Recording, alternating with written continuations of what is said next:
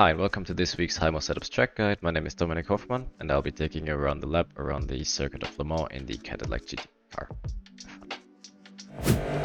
Alright, so one hot lap of the circuit to the south.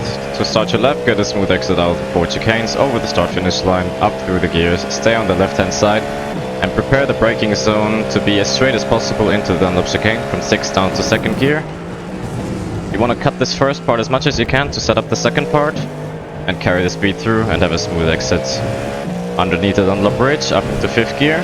This upcoming left-right chicane is quite fast in 4th gear. Brake down to 4th gear, graze the curb on the inside and stay flat through the right-hander.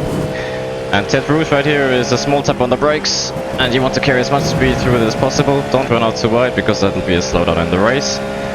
And now your job is basically to maintain as much momentum as you can without tugging too much on the steering wheel. So all you want to do is to have as smooth of a steering input throughout this whole straight as possible. So in order to prepare the first chicane of the Mulsanne straight, you're looking out for the hole in the guardrail on the left hand side after the 200 board. Use that as a reference for your braking, from 7th down to 4th gear for the first part, down to 3rd gear for the second part, smooth back onto the throttle, and carry as much speed through the exit as you can. You'll end up on the left hand side of the circuit before the second chicane. But the second chicane, however, is the inverse of the first one, so eventually you need to swing it back over towards the right, which we're doing currently. And the second chicane is also a bit faster than the first one, so this time you'll be looking out for the 100 meter board on the right. Brake from 7th down to 4th gear. Hook the curb on the left slightly to set up this second part, down to 3rd gear. Carry as much speed through it as possible. And try not to have any sideways moments over the curb on exit.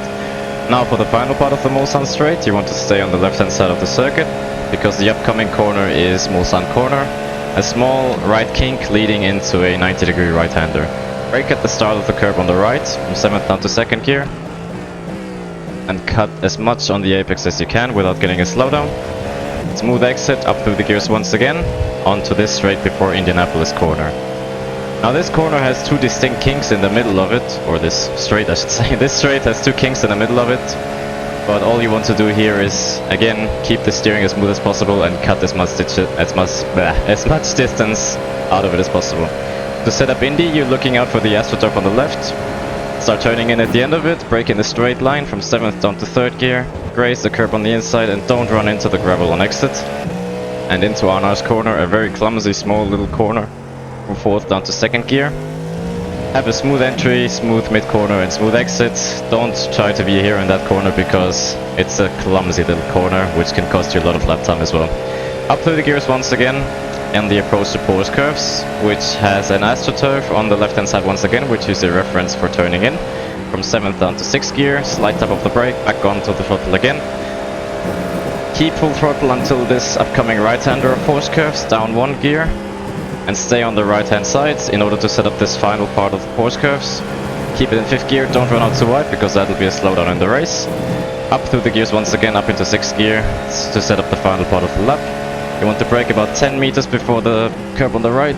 Keep the car smooth and loaded as possible over each curb. Try and get a smooth run out of the final chicane. Up towards the line once again, and that's one lap of the Circuit de la Sarthe.